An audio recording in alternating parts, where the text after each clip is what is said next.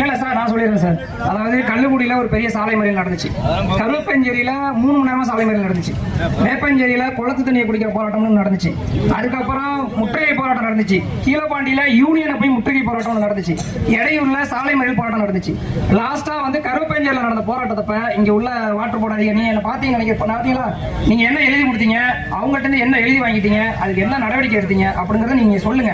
அதே போல இப்ப வந்து இன்னொரு விஷயம் சொல்றாங்க, கலெக்டர் நாங்க கோரிக்கை வைக்கிற இடத்துல என்னன்னா கருணை கொலை பண்ணிடுங்க, தண்ணி இல்லாம இருக்கிறதுக்கு கருணை கொலை பண்ணிடுங்க. நாங்க மனு அப்படிதான் கொடுக்க போறோம். உண்மையே சொல்ல போனா கருணை கொலையே பண்ணிடுங்க. 40 வருஷம் ஒரு குளத்தை தூர்வாரி, ஒரு தெருவுக்கு ஒரு ஊருக்கு ஒரு குளத்தை 40 வருஷம் தூர்வாரி ஆகுதுன்னா அதுல எவ்வளவு பேர் குளிக்க முடியும்? அது தண்ணிக்கு எங்க போறது வழி?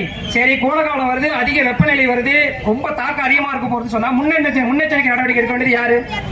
அதிகாரிகளா? நாங்க முன்னெச்சரிக்கை நடவடிக்கை எடுக்கணுமா? இதுக்கு என்ன பண்ணீங்க முன்னாடியே? எங்க முன்ன வழி விடுங்க அவங்களுக்கு.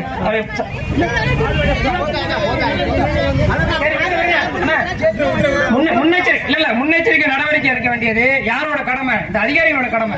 கோடை காலம் இன்னும் வெப்பம் தாக்கம் அதிகமா இருக்குன்னு சொல்லும் போது முன்னெச்சரிக்கை நடக்க வேண்டியது உங்களோட இது கடமை. எங்களுக்கு இடையூறுக்கு 3 பஞ்சாயத்து மட்டும் தான் எங்களுக்கு பிரச்சனை. டெக்னாலஜி வளர்ந்துச்சுங்கிறதுனால நான் கார்ல போய் தண்ணி தூக்க வேண்டிய சூழ்நிலை வளர்ந்துட்டு. உண்மையே சொல்ல போனா இது டெக்னாலஜி.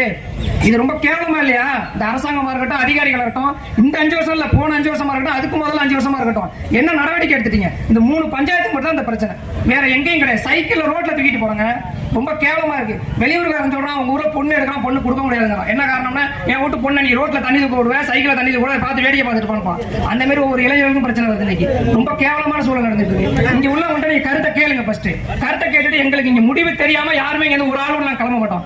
எப்பயுமே அதிகாரிகள் வந்து போலீஸும் சரி இந்த இடத்துல வந்து என்ன பண்ணலாம், சரி பண்ணிட்டு 10 நாள்ல சரி பண்ணி தரேன், 15 நாள்ல சரி பண்ணி தரேன்னு சொல்லிட்டு கூட்டத்தை கலைக்கலாம் நினைச்சிட முடியாது. எல்லா அனைத்து கட்சியும் இருக்கோம், யாரும் தனிச்சு நிக்கல, எல்லா கட்சியும் இருக்கும், எல்லாருமே இருக்கும். ஆளுங்கட்சி இருந்தவங்களும் வந்து மறைமுகமா ஆளுக்கு தெரிச்சுதான் இருக்காங்க. என்ன காரணம் யாராலையும் நேரடியாக சொல்ல முடியாது. அந்த அளவுக்கு வேதனையில இருக்கும். சைக்கிள்ல போய் ஒரு வயசானவராக பாருங்க, சைக்கிள்ல போய் தூக்கிட்டு இருக்காரு, பைக்ல போய் தூக்கிட்டு இருக்காரு, கார்ல போய் தூக்கிட்டு இருக்காரு.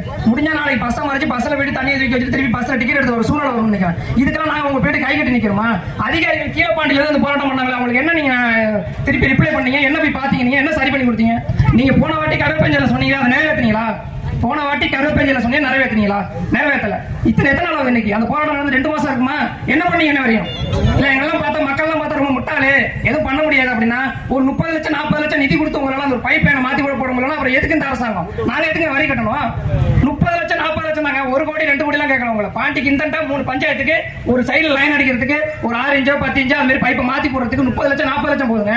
அது கூட நிதி இல்லாம இருக்கா? அவ்வளவு அலட்சியமா நீங்க வேலை பார்த்து என்ன பண்ண போறீங்க? மக்களால தானே நீங்க எல்லாரும் இருக்கீங்க, மக்கள் வரியில தானே நீங்க எல்லாரும் இருக்கீங்க. உங்களை தனியா பார்க்க